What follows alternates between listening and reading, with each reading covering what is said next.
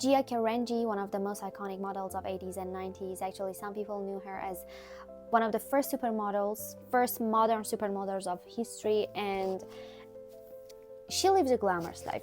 She had everything that so many models and famous people want from Vogue, but it never lasts.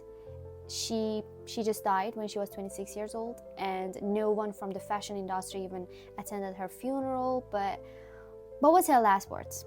Why was her life so sadly tragic? Why she died when she was 26 years old? Just watch the full video to find out, and don't forget to subscribe to our channel and hit the bell icon to get notified as I post new videos. Let's get into it.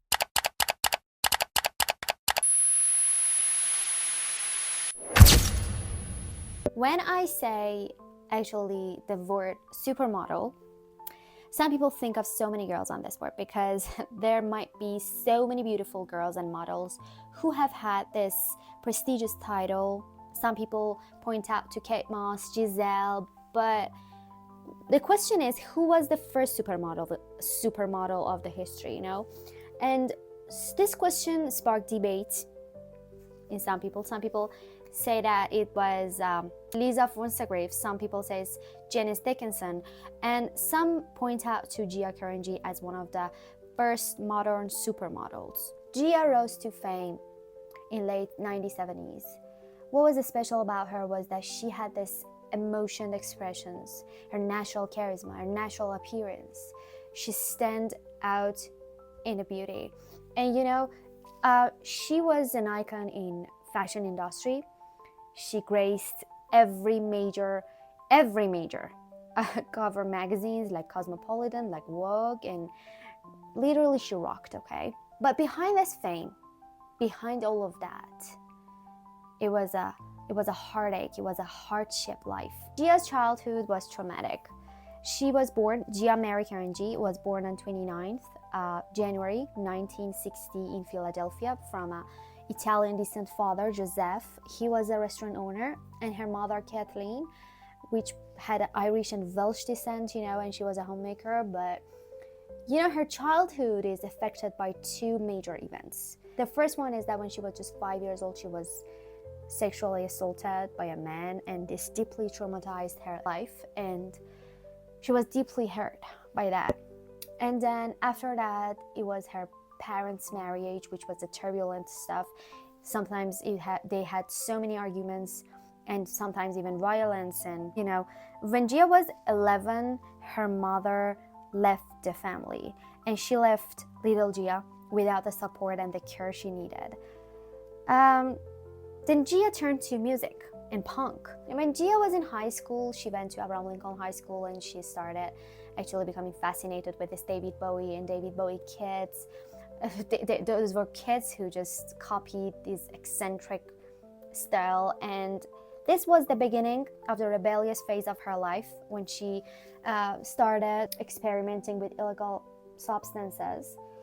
And then when she was 17 years old, I think it was 1978, that she started working at some nightclubs, which eventually led her to her modeling career, because she was just right there discovered by Maurice Tannenbaum, who was a local photographer and hairstylist, and he eventually just discovered Gia Carangi. He immediately spotted the girl from the crowd and took her to New York City to start her modeling career. When Gia Carangi went to New York City, she had a meeting with legendary fashion agent Wilhelmina Cooper, that she immediately signed her because she was fascinated with her unique looks. She was a bold contrast to the conventional beauty standards of that time, in a fashion world that was dominated by blonde women and blue-eyed, women and models.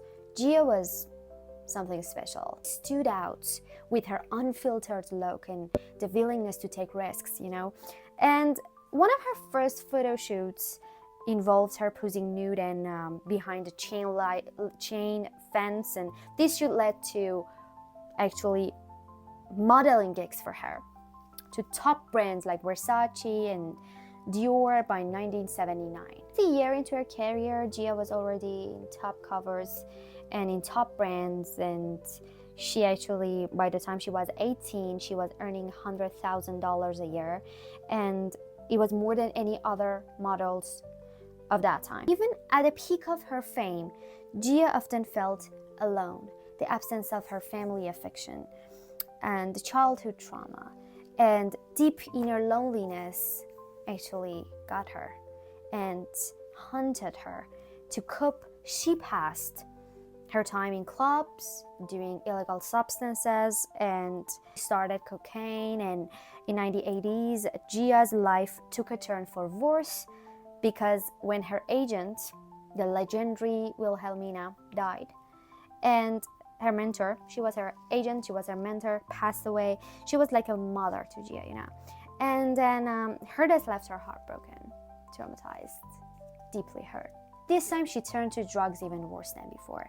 It was just affecting her career. She became unpredictable. She left shootings for buying drugs. She fell asleep in front of camera. 1980, Gia left Wilhelmina Models and joined Ford Models, and she was dropped within weeks because of her behavior, And her career was falling apart. And people in fashion world never wanted to talk to her because they were afraid to risk their own career because of talking to Gia, Fight her addiction, Gia returned to Philadelphia, and in February 1981, she moved in with her mother and her stepfather, and she entered a 21-day rehab, or I don't know, detox program, but sadly it was unsuccessful.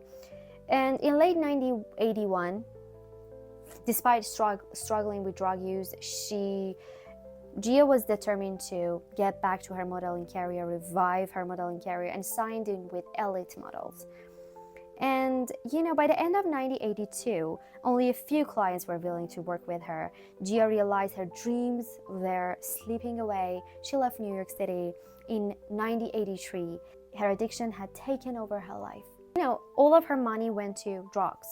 She eventually had to do other jobs in order to just survive, and pay for more drugs even. In December 1984, Gia entered Eagleville Hospital for an intensive drug rehab program. She stayed sober for almost 7 months, and during this time she went to a clothing store. She worked there, but in 1985, Gia was again in drugs. She also had turned into prostitution in Atlantic City, in order to, support her addiction. And in December 1985, she went to the hospital with bilateral pneumonia. And then a few days later, she was diagnosed with something horrible. She was diagnosed with AIDS. And in the fall of 1986, another horrifying incident occurred. Gia was brutally beaten and leading to another hospitalization. Tragically, 1 month later, Gia died alone, and only when she was 26 years old. And sadly, no one from fashion industry attended her funeral. Her funeral was very small. Only her relatives just came in. And however, in her final moments, Gia's mother stayed by her side and maybe fulfilled her childhood dream that she wanted her affection from her mother, and it just maybe happened that time. Gia's story deeply hurt me because I think if there was just someone that she could talk, maybe someone who could help her, someone who can stay by her side, maybe the whole story would have been changing. Maybe it had took a turn and, I don't know, led her to somewhere which she was now alive, and she couldn't face those horrible stuff alone. And okay, now for you, what do you think about our story? Write me in comments and tell me who want me to cover for you, and which model or which famous person should I upload next. Thank for your time, and au revoir.